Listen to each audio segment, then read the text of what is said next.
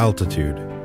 6 riders, 6 days, cycling 600 kilometers in the thin air of the High Himalayas, on some of the highest mountain roads on this planet. What is this all about? What drives these 6 cyclists? Thirst for adventure? Ambition? Or are they just plain crazy? For sure, it is a bit crazy, but altitude is anything but the project of a few adrenaline junkies chasing yet another record. For us, it is an opportunity to experience in a small way the daily reality of the people up here in the Himalayas, always exposed to the thin air of high altitude, always on their limit, always struggling with a shortage of oxygen in the barren landscape. We estimate that there is about 20,000 Nepalese migrant workers up here in Ladakh in the north of India. They work mainly in road and house construction. They came here because of economic pressures at home, and many of them have in fact been brought here by traffickers, which means they already has a spreadsheet that lists their debt when they arrive here. Because of the harsh winters, they can usually only work 7 months a year and then have to live the rest of the year without any earnings. So the longer they work, the more their debt grows. They are in fact the slaves of the 21st century. Because the parents are forced to move from one construction site to the next, their children can typically not go to school. Which is why, as an organization, we felt 15 years ago that in order to do something about this situation, we should start a home for these children where they can live and grow up in a suitable environment and go to school and work on their own future. For sure, schooling, education is a key factor for their future, but to us it is also important that they grow up with solid values, with love, forgiveness, with being accepted for who they are. Exactly here at the home for the Nepalese migrant worker children, altitude begins. Let's go. 8, 7, 6, 5, 4, 3, 2, 1, go!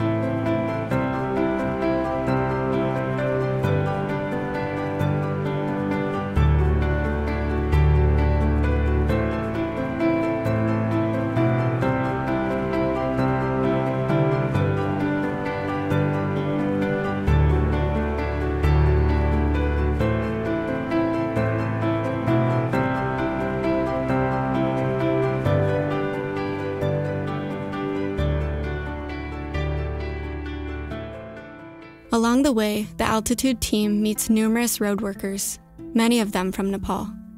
Their stories are all unique, yet painfully similar. As is the case with this family, 3 children of this family of 6 live at the Himalayan Life home. Both parents and one older sibling work in road construction in hopes of making ends meet for the family. The father is at work when the altitude team arrives. The mother has come home early.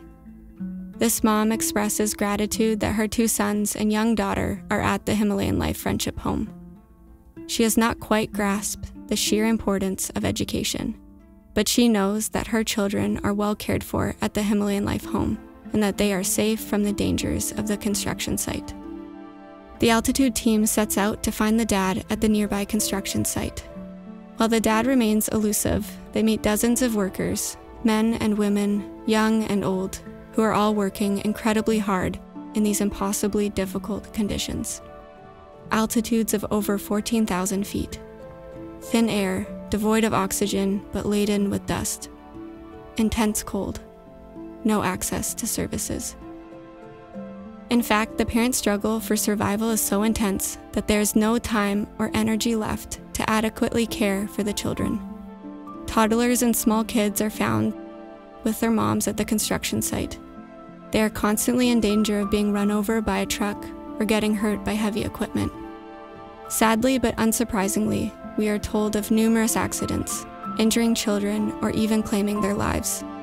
Other children, too old to be carried to the construction site, but too young to join the workforce, are simply left at home alone in the family's primitive accommodations all day long.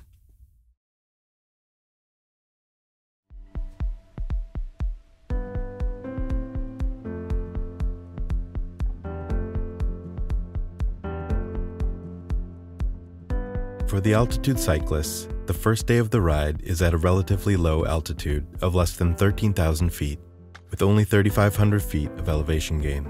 But already on the second day, the first big challenge awaits them, Chang La Pass. At 5,360 meters, or 17,585 feet above sea level, it is one of the world's highest drivable mountain passes.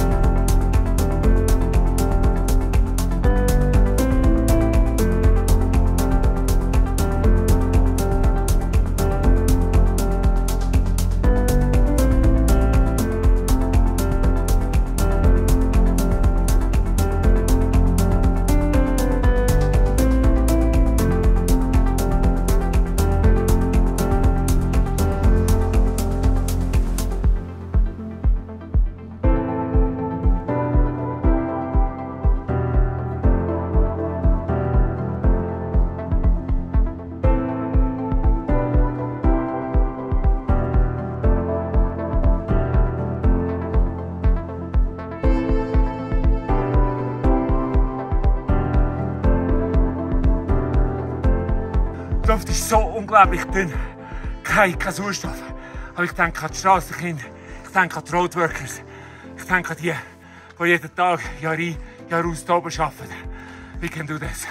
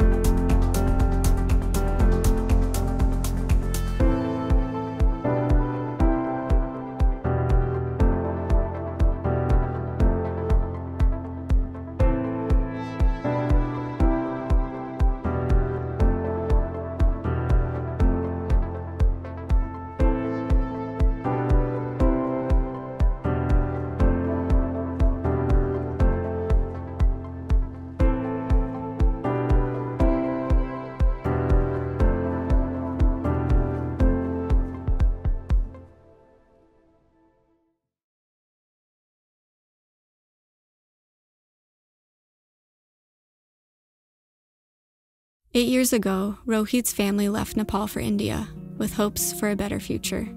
On the journey to Ladakh, Rohit's father disappeared without a trace. Rohit somberly recounts the events of that dreadful day. In night time, he went to toilet and then he lost. Never seen again. Never seen. Damn. Searching many times, but did not find him. Okay. Rohit has never seen his father and doesn't know what has become of him. As for Rohit's mom, her world simply collapsed, being stranded without her husband in Ladakh. Having to provide for her 3 children proved too heavy a load for her. She remarried, leaving Rohit and his 2 younger brothers behind. We do not know what has become of her either, nor can we possibly fathom the depth of her desperation leading to this drastic decision. Rohit and his two brothers, Samir and Shiba, were now effectively orphaned. Before the staff heard about their fate and enrolled them in the Himalayan Life Friendship Home, their grandmother stepped in to care for them. The family home consisted of a single rented room, measuring 150 square feet, housing 7 people. This room has no heating, even though the temperature drops to minus 30 degrees in the winter. The housing arrangement is tied to the grandma's work, and the little money she earns by working for their landlord will most likely be paid back to him for rent. The family finds itself in a spiral of poverty, from which there is seemingly no escape. Precisely for children like Rohit, Samir, and Shiba, the Himalayan Life Friendship Home has been called into existence. Here they will receive solid school education, allowing them to build a foundation for a future with hope and perspective. They have the chance to escape the spiral of poverty, to make the leap from not life to life. As far as the grandma is concerned, life is simply survival from one day to the next. Having never had the chance to step foot inside a classroom, she does not see any merit in education, but recognizes the spirit of hope and faith in her grandchildren. May it come to fruition, and may they, once grown up, be able to work with hope and joy. And may they be able to live with dignity, peace, forgiveness, and reconciliation.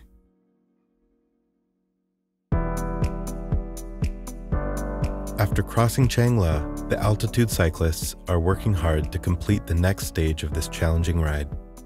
The route leads to Pangong Lake, then along the lake to Chusheng, and across Chusheng Pass into the Shayok Valley to Hundar, oscillating at altitudes between 12,000 and 16,000 feet. The landscape is at once starkly barren and incredibly beautiful. The infamously relentless wind of the Tibetan plains is picking up, making even the downhill an exhausting task for the riders. Road conditions continue to be enormously arduous. The ride is indeed a labor of love. Thankfully, the team has been spared from accidents or major breakdowns. Minor mechanical issues and the occasional flat are repaired on the fly. In this inhospitable and seemingly uninhabitable high-altitude desert, roadwork is carried out at an astounding pace. The task of the road workers seems almost superhuman, hard physical labor in the thin air of the high altitude, where simply moving one's body incurs gasping for air. Daniel does not miss the opportunity to stop time and again to exchange a few words in the Nepalese language with the road workers and thank them for their work.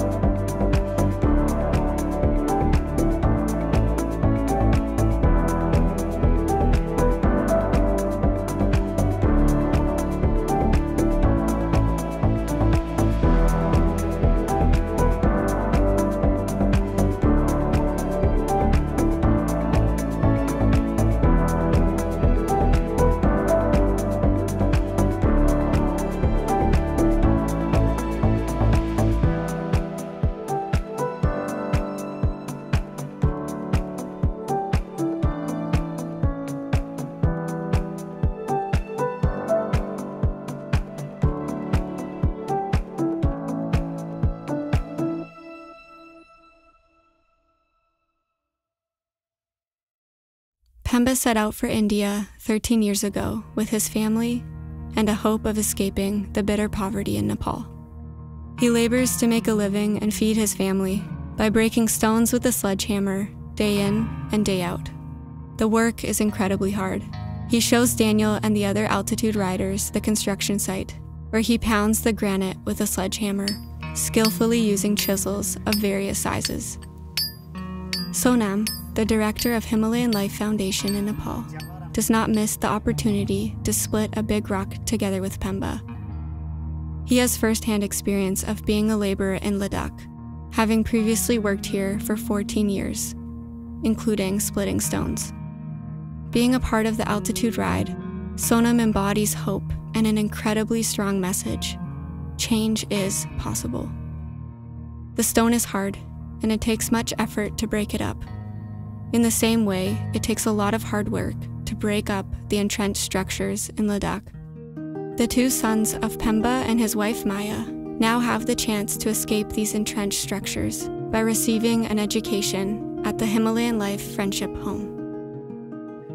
Darlama, the younger of the two sons, has been suffering from nausea and fever for weeks. Consultation with the local doctor and even the shaman's treatment have had no effect and brought no answers. Maya is fearing for her son's life and wanted to go to the hospital with her son on the day the altitude team visited, which would have been a great expense for the family. Needless to say, the migrant workers have no access to health insurance and only very limited access to marginal health care. Fortunately, two of the altitude cyclists are medical doctors. They examine the boy and make sure he gets the right medication. Up to this point, the altitude cyclists have climbed more than 20,000 vertical feet, much of it at high altitude. The thin air is taking its toll. Tim is coughing heavily. During the night, he fights with diarrhea and vomiting. Does he regret embarking on the altitude ride? Tim, you got seriously sick now. You still think it was worth to come, and why? 100%. Again, being familiar with what Himalayan Life does, being able to see it and being able to experience it for myself has just been a life-changing experience. Wouldn't trade it for anything. Denise, Sonam, and Cam too reluctantly have to load up their bicycles in the support vehicle for some of the next stage from Hundar to Kardung as they are climbing again above 14,000 feet. Daniel and Mike, while certainly feeling the strain of the last days, are pushing through to ride the entire distance from Hundar via Kalsar to Kardung. Upon arriving in Kardung, the team is thankful for some much-needed time for rest. They will need to dig deep to garner both physical and mental strength for tomorrow's final stage. With over 5,500 feet of elevation gain to an altitude of 18,380 feet across the mighty Kardung La Pass, their ride is higher up than Everest Base Camp.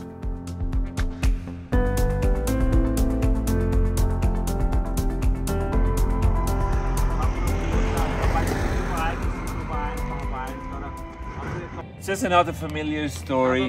The four men, the trafficker, meanwhile has skipped town and he's not receiving payment. He doesn't know how this is going to go on. Such a familiar story. So he's laboring and is hoping that at least the owner of the house will eventually pay him, but there's absolutely no guarantee.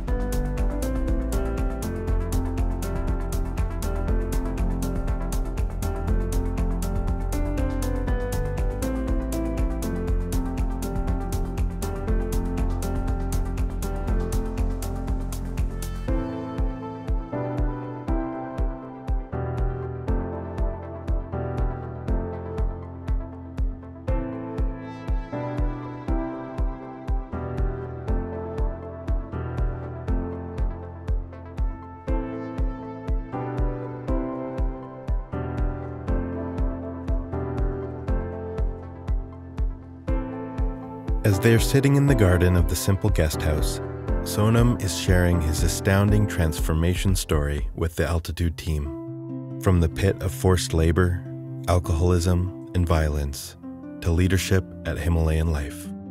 Not only has his own life and family been transformed, Sonam now facilitates transformation for hundreds of children and youth throughout the Himalayas.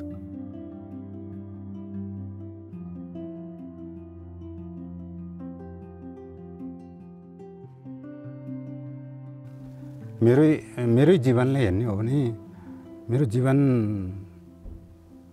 कति अन्धेरोमा थियो.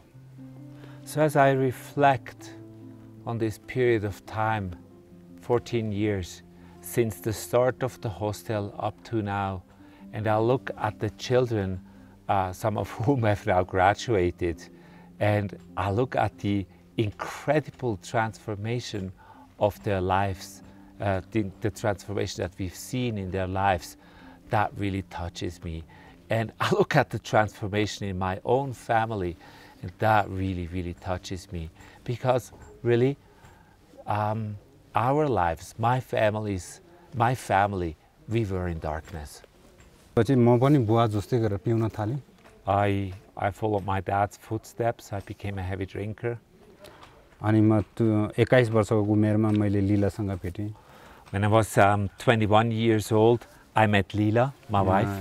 यता मनालीमा, भारतमा. We were both working in India, in Manali.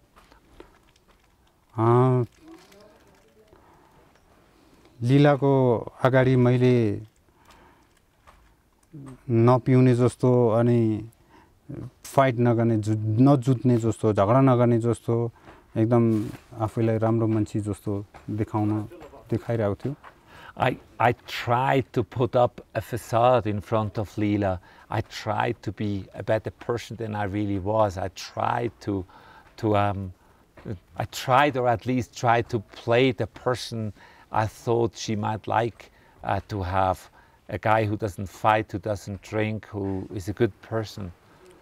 तर बिस्तारै लीलाले पनि थाहा पाउँदै गयो अनि म चाहिँ एकदमै पिउने, एकदमै झगडा गर्ने अनि मेरो जीवनको बितेको जीवनको कुराहरू पनि लीलाले बिस्तारै थाहा पाउँदै गयो. But the reality was that I was a guy who fought and I was a guy who drank, and so Leela slowly began to realize who I really was.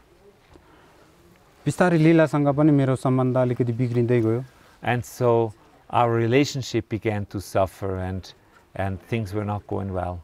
म जहिले जुतेर आउने गर्थ्यो घरमा जुन चाहिँ मेरो बाल्यकालमा घरको अवस्था थियो फेरि मेरो फ्यामिलीको अवस्था त्यस्तै थियो. I began to be out every night until 10, 11, 12, drinking with others, came home, was fighting, and what I had suffered from in my own childhood, what had destroyed my family when I was a child, exactly the same things began to happen in my family now. Leela pregnant थियो.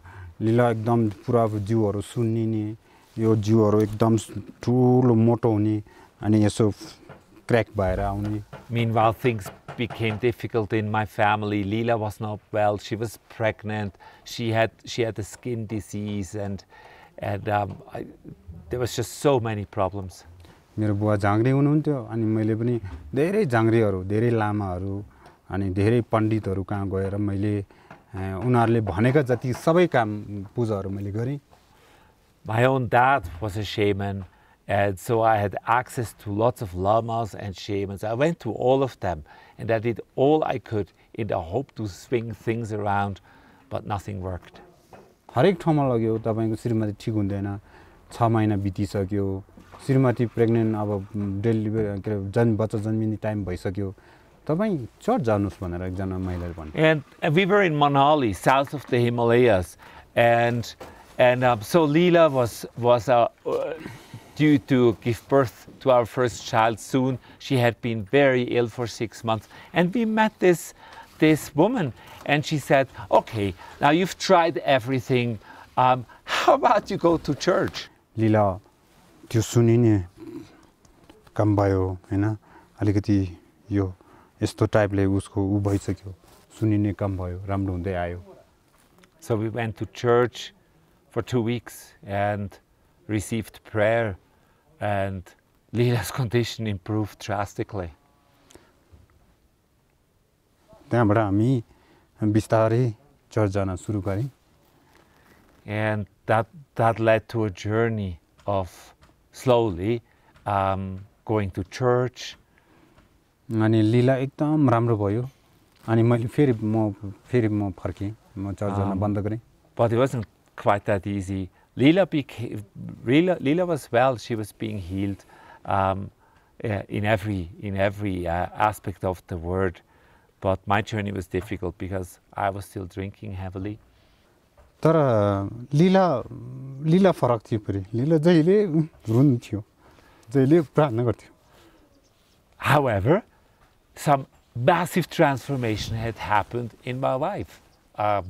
She was the pillar of the family. She was praying.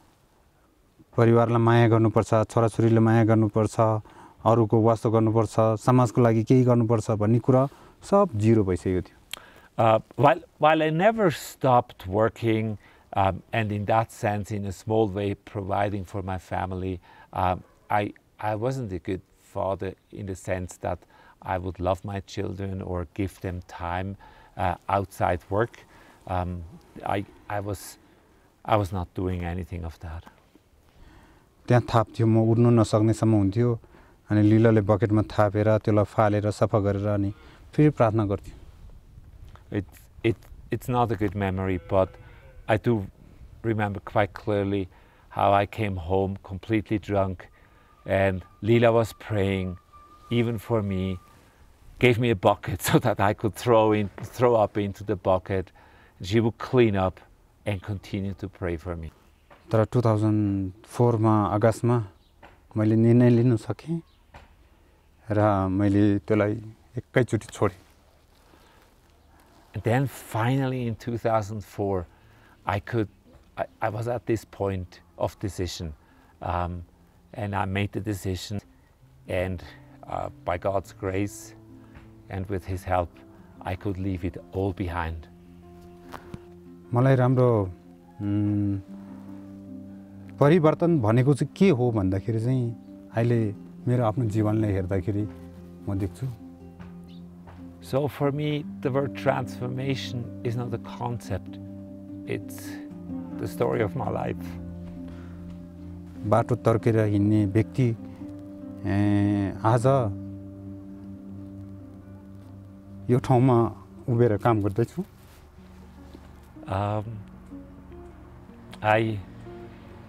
This one is hard to translate. I was a person who was being avoided, who was not being seen, and who was not being heard, but now I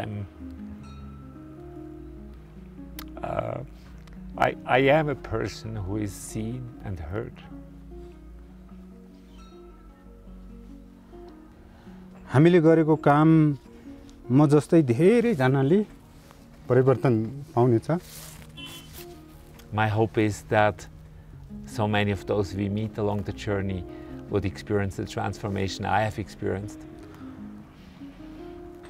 कुनै कुरा गर्नको लागि धेरै दुःख त छ, तर त्यसको पछाडी त्यसको फल चाहिँ धेरै नै आशीषमय छ. And it might be a difficult journey to get there, but it's worth it. हस्, धन्यवाद. के होला. Thank you. अलिकति सर्टकटमा है.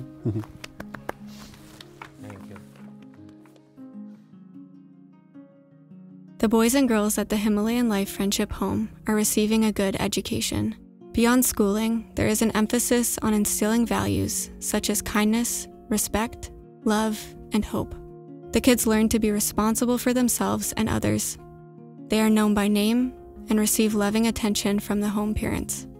They are given the space to build their emotional intelligence and grow up to be responsible citizens, able to make a contribution to the community.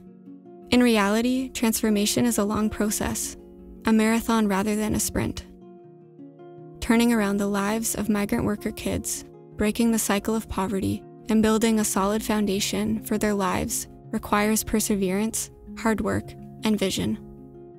Once the children have completed their 12 years of basic schooling, they can choose a career path, something their parents could have only dreamt about.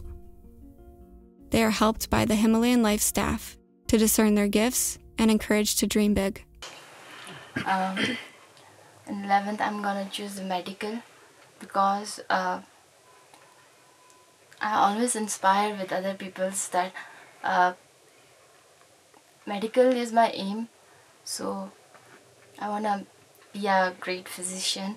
So I will be choosing non-medical. I know it's very tough subject and it's very difficult, but still I'll try my best and I'll do my hard work, because my aim is to become pilot. From 5th grade I just want to become a pilot, and whenever I used to see up in the sky, and I used to say that one day I'll also fly an aeroplane, and that's my wish from childhood. And I know that it's very difficult, and and even my marks are not so good to choose that subject, but still I'm trying my best and doing my hard work. Yeah. After 10th, I will choose commerce stream. After 10th, I would like to study about I would like to choose arts stream because my aim is to become a fashion designer. I've chosen this aim just because it's my passion from my childhood. I always dream about that. That's why I choose this. Okay. Individual plans for each of the graduates are created, including a financial plan. Often the families are unable to afford their children's higher education and can only come up with a fraction of the actual cost. In a response to their need, Himalayan Life is committed to making arrangements for scholarships and finding sponsors. This is the last day of the altitude ride. The friendly hostess at the guest house in Kardang bakes bread in the traditional way on the embers of a fire outside. The smell of fresh bread is creating a joyful and anticipating mood in the altitude team. It's a big day, cycling across the mighty Kardang La, said to be the world's highest motorable pass. The 6 cyclists start in a staggered manner, allowing them to go each at their own pace, and hopefully arrive at the top of the pass at roughly the same time. Being already depleted from the climb, no one wants to wait for too long at the summit in the cold, thin air.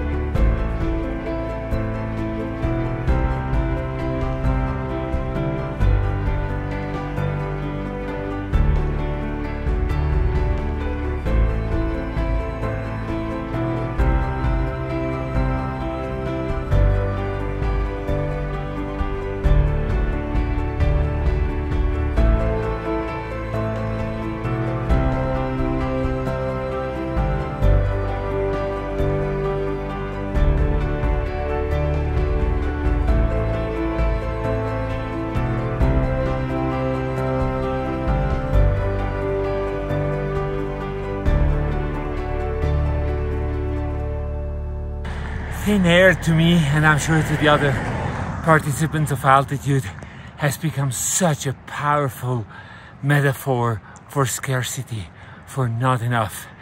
There's not enough oxygen in the air to breathe. Oxygen in the air, that's what we need to live on. And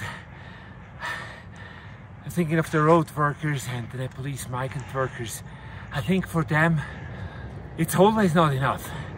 Not just oxygen, but it's not enough. Not enough money, not enough work, not enough education for their children, not enough clothing, not enough housing, not enough food on the table, not enough access to medical services, not enough, not enough.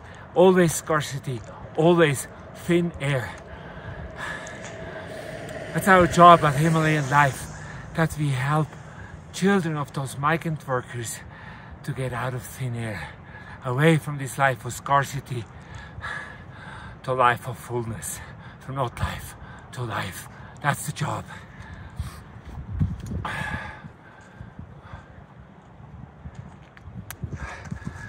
Bye.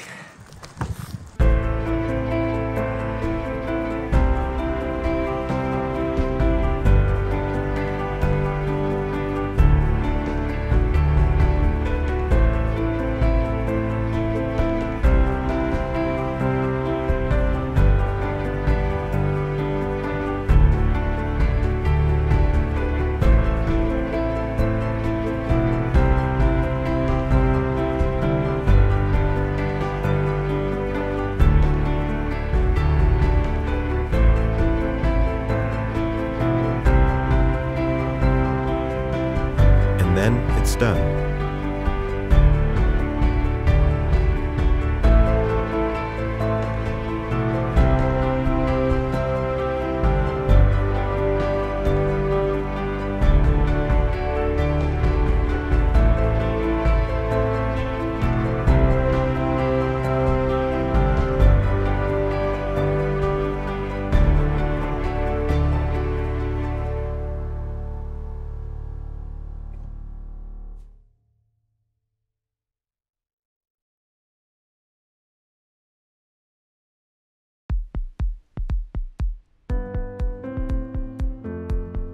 To complete the 600-kilometer-long altitude ride, a long descent with a vertical drop of more than 7,000 feet down to Leh awaits the 6 cyclists.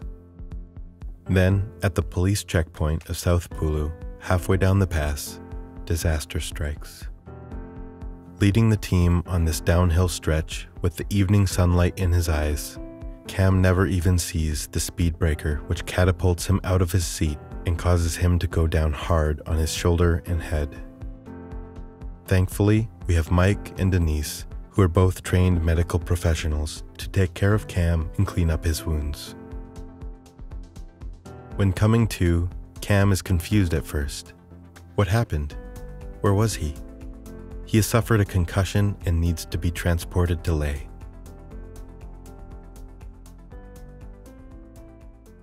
Thankfully, the remainder of the descent is uneventful, and the altitude team finally arrives back at the Himalayan Life Friendship Home. The kids are welcoming the riders with much fanfare and hurrah. As a symbol of empowerment, the riders hand over their bikes to the kids and push them off. Yes, you can do it if you only put your mind to it. Transformation is possible indeed. This is exactly what Himalayan Life has set out to do for and with the children in the Himalayas, in Ladakh as well as in Nepal, launching them off into life, providing them with the tools to stand on their own feet, building together the foundation for a life lived with hope, peace, joy, and forgiveness, reconciled with self and others.